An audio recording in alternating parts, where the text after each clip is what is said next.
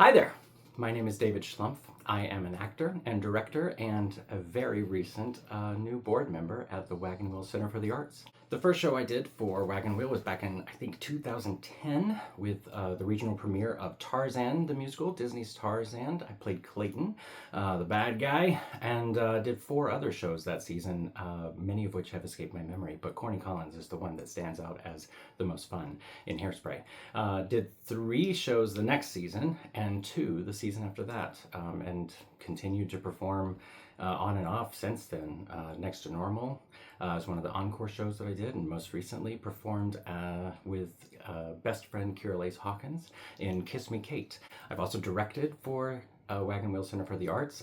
Did 3 years ago, did Wait Until Dark, the fantastic suspense play from the 1960s movie with Audrey Hepburn, and then very recently, last season, did South Pacific, which was one of the most rewarding artistic experiences of my entire life. Bringing that piece to life in a time when everyone needs to hear that very relevant, sadly still very relevant theme of you have to be carefully taught.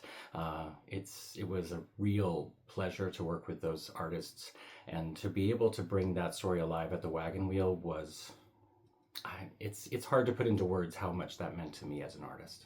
I currently live in Jersey City, New Jersey. We live just across the Hudson from Manhattan, New York City. We're having a fantastic time. I have an adopted son with my husband. His name is Henry. He's 2.5 and has since seen me do many little performances here and there that have been recorded that he's seen, and he's a big fan. He's also very well trained to have a very good director's eye already. I can watch him watching me, and I can tell that he automatically has this sense of when it's dynamic and when it's interesting, and when he's like, is that the best choice we could have made in that moment?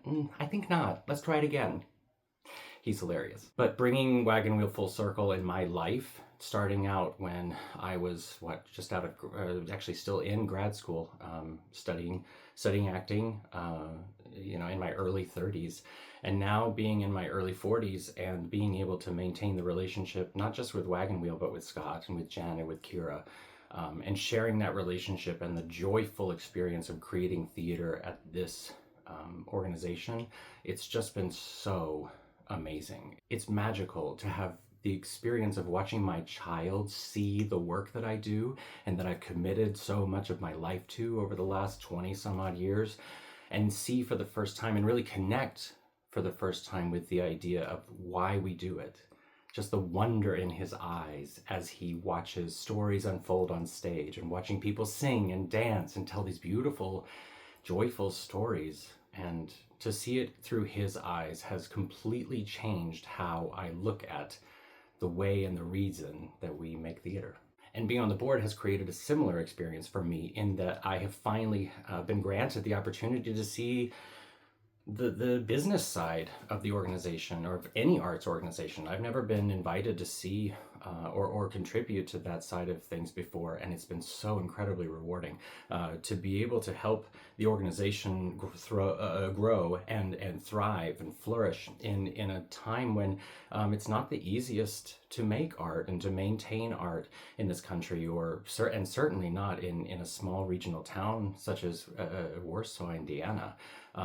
It is incredibly powerful to see the students creating art in this town, and to know that they are soon going to jump off onto Broadway and suddenly be performing within the line of sight from my balcony in Jersey City. It's hard to put into words the scope that Wagon Wheel has. It's hard to put into words just how powerful the reach that Wagon Wheel has.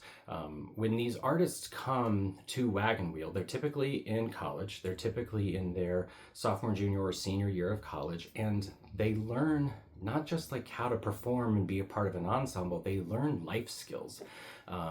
They're learning how fast and how hard we work as artists in this industry. They learn storytelling, and they learn acting and singing, and maintaining the instrument. How to keep yourself healthy in spite of doing the show 8 shows a week, 8 times a week, keeping their body and their mind healthy, and then taking in the new information of rehearsing the one during the day and performing the other one at night.